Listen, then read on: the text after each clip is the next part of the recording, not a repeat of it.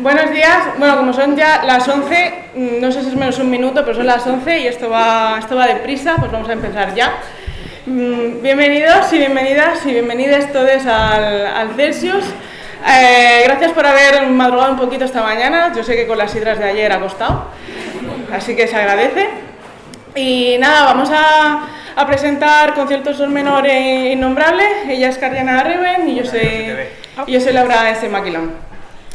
Por si no conocéis a Carriana, lleva escribiendo ya unos cuantos años, tiene unas cuantas obras ya tanto autopublicadas como publicadas por editorial. De hecho, el año pasado fue finalista en los premios Ignotus con Ruja Alma y este año, de hecho, está nominada con Innombrable.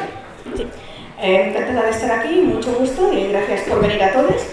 Y sí, yo soy Carriana y aquí está mi compañera Laura S. Maquilón, que no sé si la conocéis, pero es miembro, tiene un currículum impresionante, es miembro de La Nave Invisible, también es diseñadora, ahora mismo también es editora en Crononauta y tiene ya varias obras también publicadas. Una de las primeras fue El pasado es un cazador paciente, que salió con Spórtula, y la novela más reciente que ha publicado es Concierto en Sol Menor, que es la que vamos a presentar hoy aquí. Además de eso, tiene relatos en varias antologías, entre ellas Iridiscente. Bueno, vamos a empezar hablando un poquito de Innombrable, ¿vale? Innombrable es un thriller de ciencia ficción, pero bueno, ya que tenemos a Carriana, pues que Carriana nos cuente un poquito de qué va. Bueno, pues Innombrable, como ha comentado Laura, es un thriller de ciencia ficción, pero es que además también es una novela de espías durante una guerra fría espacial entre dos superpotencias que tienen varios sistemas planetarios colonizados cada uno. Cuando digo varios, digo cientos o miles, ¿de acuerdo? Son superpotencias absolutas.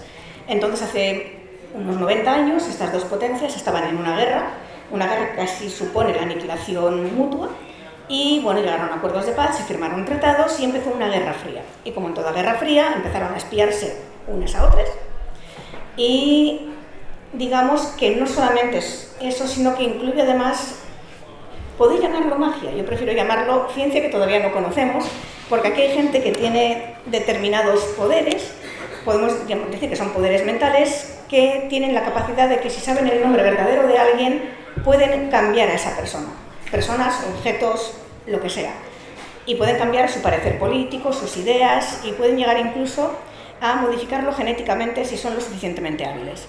Y entonces, pues eso es un thriller de espías donde digamos que hay una misión para el agente IN00, porque debido a sus peculiaridades, que básicamente es que es innombrable porque no puede ser renombrado, renombrade, porque varía constantemente de aspecto físico, de identidad, de género, de sexualidad, incluso de personalidad. Y entonces es la persona ideal para infiltrarse en un sistema muy concreto planetario y resolver lo que está pasando allí. ¿Cuánta Úrsula K. Le Guin hay aquí? Poquito. Muy bien, y sobre todo, claro, teniendo en cuenta que tienes un personaje que cambia constantemente de identidad, ¿no?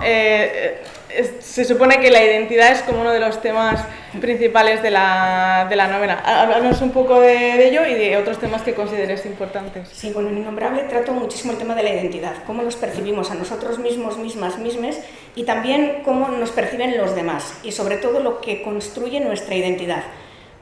Porque, como digo, Innombrable es alguien que tiene, bueno, un género fluido, una identidad fluida, podemos decirlo así.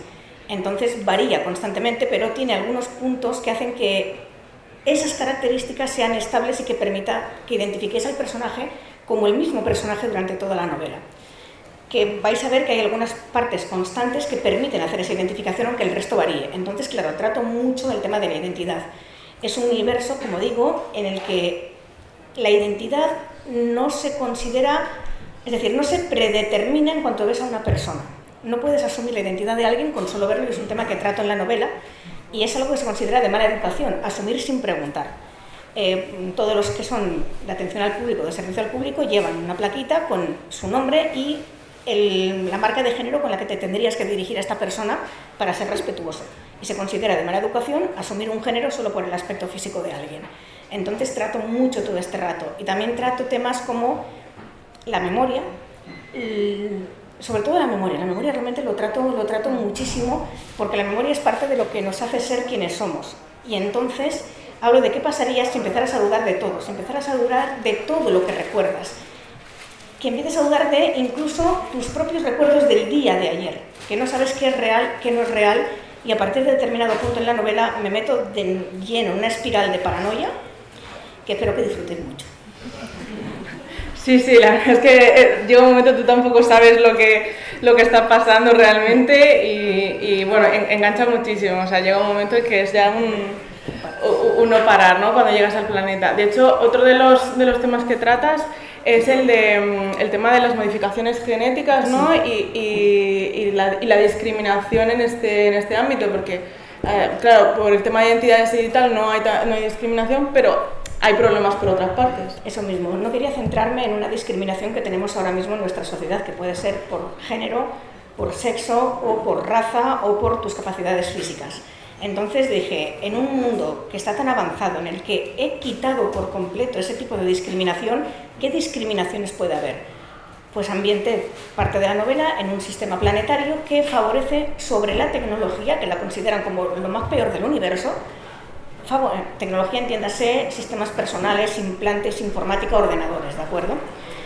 Sobre las modificaciones genéticas extremas, que si tú tuvieras eso, a la larga vamos a llegar nosotros como sociedad.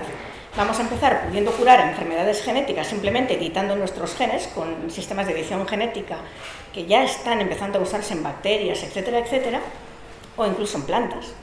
Y vamos a pasar al ser humano. Y cuando pasamos al ser humano, la gente no va a querer quedarse simplemente en me curo una enfermedad. Cuando se estandarice y se abarate el coste, vamos a llegar a modificaciones genéticas seguramente más extremas, cambio de color de piel, cambio de características físicas, insertar genes animales, vegetales, lo que sea que hagan variar nuestro aspecto. Entonces, a partir de ahí, construir una sociedad que favorece todo esto por encima de la tecnología. ¿Qué va a ser lo que se discrimine en esta sociedad? La gente sin modificaciones, la gente que no quiera alterarse o la gente que se clone, porque se considera que dos individuos iguales no es de recibo en una sociedad en la que te puedes diferenciar tanto como quieras.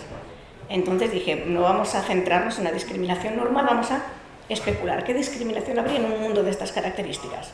Y es justo un tema que trato el tema de los clones, la discriminación y luego también obviamente temas políticos, porque cuando una sociedad empieza a discriminar a un colectivo minorizado, acaba empezando a discriminar cada vez más a otros colectivos. Empiezan por unos pocos, pero todo esto se extiende y nunca es bueno. Sí, además tienes también un tema de clasismo relacionado con las modificaciones genéticas, porque cuantas más modificaciones genéticas significa que más dinero tienes. Implica estatus. Si tú te editas todo tu cuerpo, todo tu aspecto físico, modificaciones metabólicas, tú estás dando a entender que tienes un estatus porque tienes dinero para pagártelas. Pero claro, al mismo tiempo, en una sociedad que favorece todo esto, la gente que no tenga dinero va a recurrir a modificaciones de mierda, con genetistas de mierda que te van a hacer un estropicio porque tienes que indicar de algún modo que tú puedes, que tú tienes ese dinero. Es como aquí compras un coche de alta gama, lo mismo, es una indicación de estatus. Y también trato ese tema de la discriminación y de cómo este tipo de sociedades pueden afectar a nivel global a una sociedad, este tipo de políticas o este tipo de ideas. Un machaque ahí. Muy bien. Es una crítica al capitalismo, sí. Por si alguien no lo había notado, spoiler. Sí. Muy bien. Pues, ¿quieres comentar algo más? Hablar de, por ejemplo, Innombrable. Bueno, Innombrable, como ya os he dicho, es un personaje especial. Me costó mucho determinar cómo trabajar con él. Pero una vez empecé a trabajar con él me di cuenta que era súper fácil. Yo no tuve que definir las identidades de Innombrable a lo largo de la novela en ningún momento. Porque si puedes editarte a ti mismo, misma, para ser lo que quieras ser, puedes ser lo que necesites ser. ¿Que Innombrable necesitaba ser más atrevido, atrevide? Se edita. ¿Que necesita ser más cauto? Se edita. ¿Que necesita ser una persona más atenta? Se edita. ¿Que necesita tener el pelo morado? Se edita. Y eso me da muchísima flexibilidad a la hora de escribir, muchísima. Y era muy relajante, en plan, ¡ay! Que es que se me ha ido de las manos, está dando un ataque de ansiedad. Se edita para no tenerlo. ¡Oh, ¡qué maravilla! Así da gusto. Y además, yo sé que el horror de todos los escritores es poner nombres a los personajes, pues es que cada identidad innombrable tiene un nombre diferente. Páginas de bebés. veces. Utilizadla siempre en el modo incógnito, ¿vale? Porque si no, os empezarán a salir anuncios de Claire Blue, ¿vale? Y de ropita para bebé. Exacto, consejo. Y ya está, yo con esto pues ya podemos empezar, yo creo que con lo tuyo. Porque, a ver, yo me he leído Concierto en Sol menor y es una obra que de verdad tenéis que leer. Y yo lo definiría como un road trip espacial, literalmente, tipo Thelma y Luis, coges un coche, en este caso una nave espacial sentiente, y te largas al espacio huyendo de todo y de todes. Sí, y con muertos en el maletero y todo. Literalmente, con muertos en el maletero. Sí. Y entonces cuéntanos, ¿de qué va? Pues yo, cuando me piden definir concierto, lo defino un poco como space opera intimista, porque normalmente cuando dices space opera sueles pensar en super viajes, pium pium y tal, ¿no? Y aquí, hombre, hay un poco de acción, es verdad, pero sobre todo priman los personajes y el viaje interno de los personajes. Todo empieza en una estación espacial que se llama Gran Futuro, por ningún sarcasmo en concreto. No, que va. Para nada. Y hay un personaje que es Dajo, que es semi-humano, es parte alienígena, y digamos la raza alienígena de su padre, que no es humana, es insectoide, y bueno, los humanos le caen muy mal esta raza, porque básicamente esta raza, que son los Kitanis, exploraron el espacio antes que los humanos y eso nos parece muy mal, o sea, nos han ganado, no nos gusta. Entonces, pues es discriminado por ello. Y luego está Xenia, que digamos que es una especie de cactus espacial, ¿vale? Hay gente que lo ve como ballena, a mí me parece estupendo, pero es un cactus, o sea, tiene una flor de corola y todo. Si vais por Crono y tal, por la caseta de Crononauta, hay unas postalitas y tal, y la postal tiene como, bueno, como me imagino yo a Xenia, pero ya digo que si queréis que sean ballenas, pueden ser ballenas porque, bueno, vienen de esa imagen que a mí me gusta tanto de la ballena volando, ¿no? En el espacio y tal, con las estrellas de fondo, que siempre me maravilla mucho ese tipo de imagen.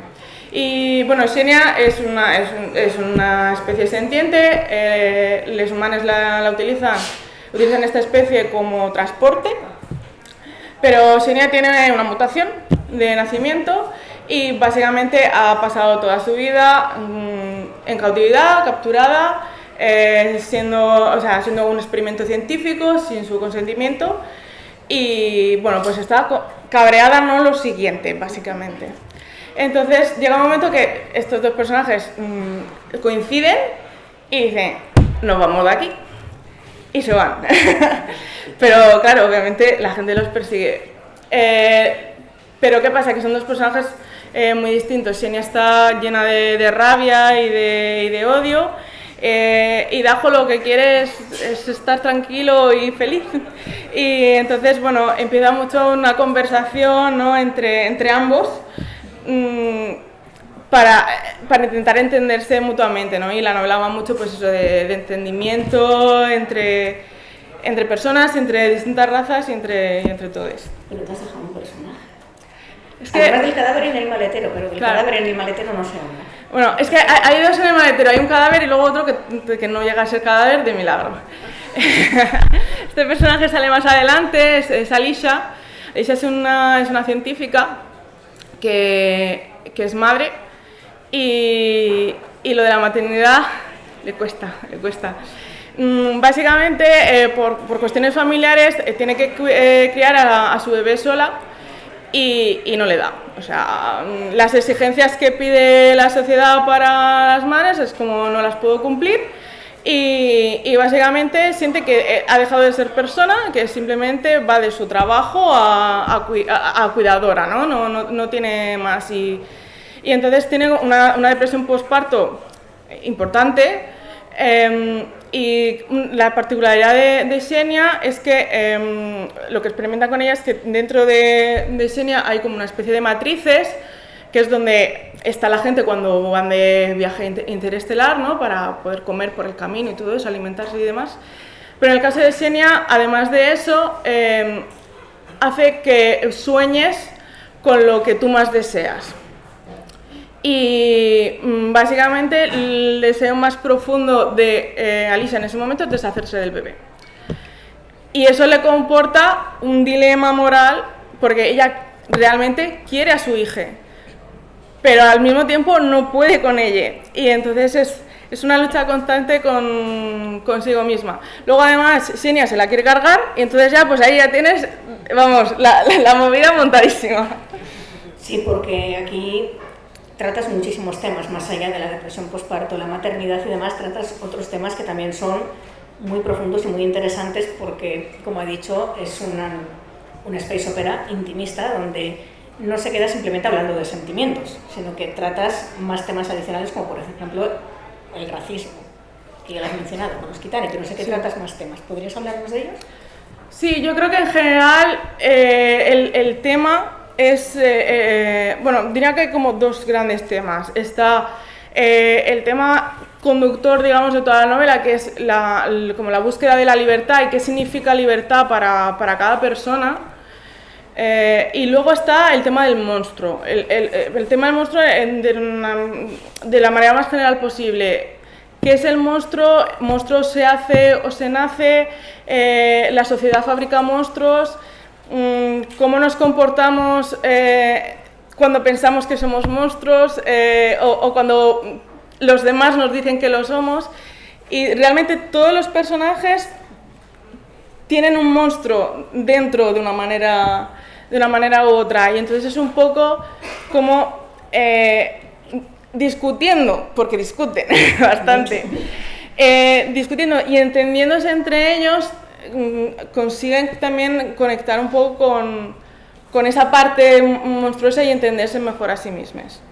Sí, y a mí una de las cosas que me gustó mucho de la novela de Laura es también cómo desarrolla la relación entre personajes precisamente a través de este autoentendimiento de cuál es tu monstruo interior para poder quizá encauzarlo, ayudar o incluso ayudar a otros. Y háblanos un poquito de los personajes, de los tres, quiero decir, ¿cuál es tu favorito? A ver, mi favorito es Xenia, porque fue un personaje, o sea, a ver, Dajo es un bollito de canela, ¿vale? Y es favorito de mucha gente, y yo lo puedo entender, y además lo trato muy mal. Luego no me vengáis, conoces, yo ya he avisado. Pero Xenia fue un personaje muy complicado porque, claro, además es una especie alienígena y quería que no sonara, que tuviera también como un lenguaje como más barroco y demás, un poco para darle potencia a la voz que tiene. Y está como lleno de rabia, y entonces era complicado aguantarlo en plan de no te pases, ¿vale? No te pases. Y tiene como una evolución que a mí me gusta mucho, y además pues es un personaje pues no diferente, ¿no? El hecho de tener una nave sintiente y demás me daba mucho juego para hacer cosas, y la verdad es que me lo pasé muy bien. Se nota. Sí. Y yo aquí también quería preguntarte sobre razas alienígenas, porque has mencionado a Xenia, has mencionado a los Kitanis, pero hay bastantes más razas alienígenas en tu universo. Sí, bueno, en la novela se nombran unas cuantas.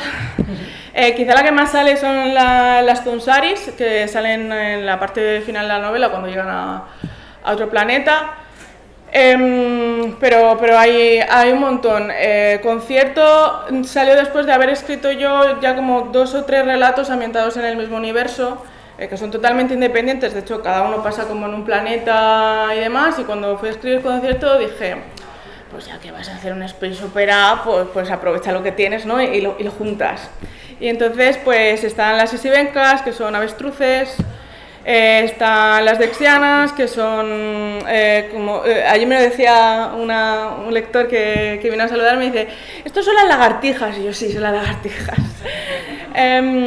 Y luego, por ejemplo, están los gursianos, que son como informes, y demás, y luego están los Kitanis, que son como insectoides. Entonces también quería un poco alejarme de la visión un poco antropomorfa clásica de la ciencia ficción. A mí me gusta mucho Star Trek, pero bueno, entiendo que son todos antropomorfos porque la tecnología no daba para más, pero bueno, hay que ponerle variedad al asunto. Sí, y aquí ya que estamos hablando de temas así candentitos, quería mencionar que tanto Laura como yo usamos el lenguaje inclusivo directo durante las novelas, pero lo usamos de forma un poquito diferente. ¿Tú cómo lo usas? En mi caso aparece un personaje no binario secundario, que es la pareja de Alicia, y luego en general se utiliza, el no binario se utiliza de manera genérica. En este caso es como a ti, la gente no, por tu aspecto, no sabe qué género eres, así que te pregunta los pronombres. Y bueno, yo lo hice porque realmente quiero pensar que si no nos vamos a la mierda antes, en el futuro pues habremos mejorado un poquillo, ¿no? Y aunque hay muchos problemas, porque de hecho obviamente los hay, pues bueno, ese salto lo habremos dado. Entonces, en toda la novela se utiliza el lenguaje no binario directo, pero sí que es verdad que ha habido mucha gente que ni había oído hablar de ello, que no se había encontrado un ambes o un manes nunca, incluso que no había leído ciencia ficción, y me ha dicho, oye, pues no he tenido ningún problema leyendo. Y yo, ya, es que esa es la cuestión, que no hay problema realmente. De hecho, por ejemplo, bueno, yo me acuerdo de, ahora no me saldrá, Anne Leckie, sí, ¿vale? Y la trilogía del Ratch, que está todo en femenino genérico, y al principio vas ahí buscando las descripciones para ver si una persona es hombre o mujer y tal, y cuando ya lleva 50 páginas dices, me da igual, es que realmente me da igual. Y esta también es un poco la intención, que te dé igual realmente el género, pues debería dar igual. Sí, yo en mi caso lo uso diferente. Yo no lo uso como inclusivo genérico, salvo para colectivos como las inteligencias artificiales, que todo el colectivo de inteligencias artificiales no tiene género, y entonces uso el neutro para ellas, y además ellos usan el neutro para dirigirse a todo el mundo, porque al no tener género les cuesta diferenciar el género de las personas de su entorno, y lo uso en cambio como mucha marca de género. Es decir, si una persona es no binaria o prefiere usar un pronombre neutro, se van a dirigir a esta persona con el ella, y lo utilizo como marca de género de forma constante. Yo creo que ya podemos pasar a las preguntas, ¿no? Sí. Si hay preguntas, espero que haya preguntas. Si no, a lo mejor... mira, una pregunta. Las dos habéis ambientado vuestras novelas en el espacio. ¿Hay alguna razón o simplemente porque todo es mejor en el espacio, hija? Porque mola mucho ambientar las cosas en el espacio. Si vas a escribir ciencia ficción, puedes tomar dos opciones: o escribirlo en un futuro más o menos cercano aquí en la Tierra, o lanzarte y decir, bueno, pues me voy lejos al espacio, y a partir de ahí, topa arriba. Sí, bueno, en mi caso ya he dicho que venía de relatos anteriores que transcurrían en otros planetas, y claro, pues para unir planetas necesitas el espacio, básicamente, ¿no? O sea, a ver, pueden inventar el teletransporte, pero de momento no hemos llegado ahí. Aquí en la mía tampoco hay naves espaciales, no hay naves sentientes, hay tipo agujeros de gusano y naves de salto que permiten conectar sistemas a larga distancia. Pero si vas a, también obviamente inspirado Star Trek, no vamos a negarlo aquí, para nada. Star Trek, una serie poco política, además. No, y además, en el caso de la raza de Xenia se llaman, bueno, los humanos le llaman equinospas. Precisamente las utilizan como transporte porque al ser naves biológicas son las únicas que realmente consiguen traspasar agujeros de gusano de manera segura. Las que construimos nosotros, pues que todavía nos cuesta un poquillo, y además las equinospas van más rápido. Entonces, bueno, todo lo que sea acelerar, pues nos va bien. ¿Tenéis más preguntas o algún comentario, alguna cosa? ¿No? ¿Seguro? Quieren firmas, creo. Venga, Isa, venga, te estás animada. ¡Vamos! Yo tengo una tropa cambiar. Es que cuando creas, a Innombrable, vas cambiando según te dicta la historia. Pero ¿hay alguna forma que digas es ella? Sí. Tiene tics de personalidad constantes que se repiten a lo largo de la novela y que me encargo de que se note. Innombrable es una persona a la que le gusta la ropita, Le encanta la ropita en todas sus variantes, le encanta la moda, le encanta ir divino, divina, divine de la muerte. Entonces se preocupa siempre por la ropita que lleva. Siempre, absolutamente, en todas sus identidades le mola la ropa. También le encanta comer. Es un personaje al que le encanta comer de todo. Le encanta comer absolutamente de todo. Entonces, gran parte de la novela, Innombrable está comiendo. Se preocupa mucho por las comidas, se preocupa por los bollitos. La repostería le flipa. Y luego también le gusta tomar té, porque a mí me gusta tomar té, y dije, pues a Innombrable le va a gustar tomar té. Y luego también, a nivel de tics de hablar, Innombrable, claro, pensad que es una novela narrada desde un solo personaje. Es un único narrador.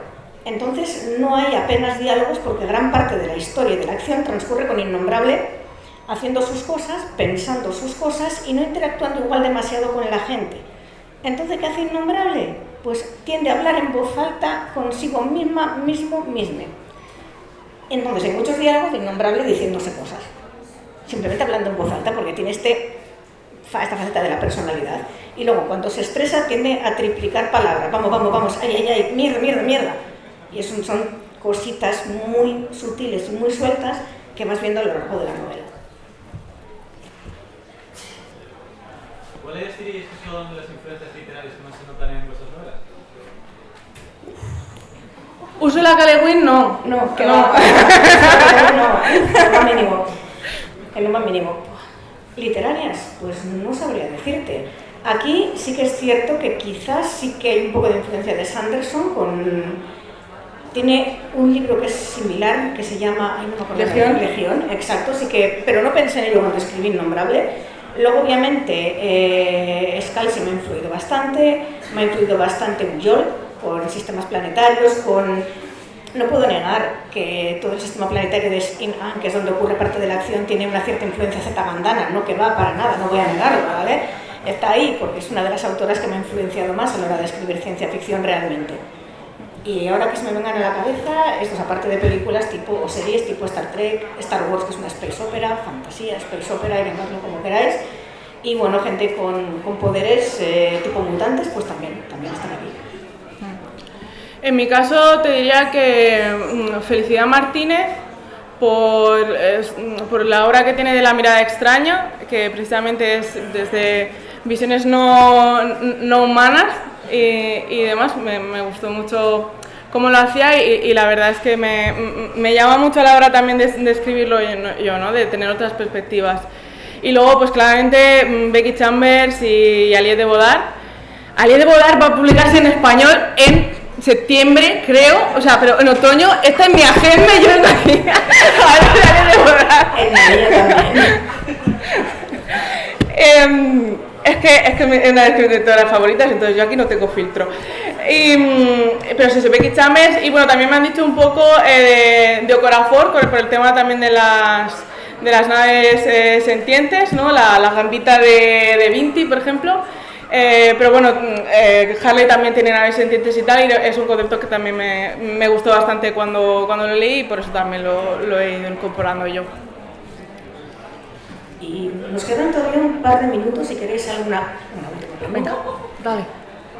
Sin spoilers, si podéis, ¿cuál es vuestra escena favorita? Vale. A ver. Sí, a ver, sin spoilers, mi escena favorita, vale. Hay una persecución en Innombrable que me gustó muchísimo escribirla, porque juego muchísimo con lo que tú esperas ver y lo que estás viendo realmente, ¿de acuerdo? Ahí hay un momento importante de una persecución que me gusta mucho. Pero luego mi escena favorita es un sueño.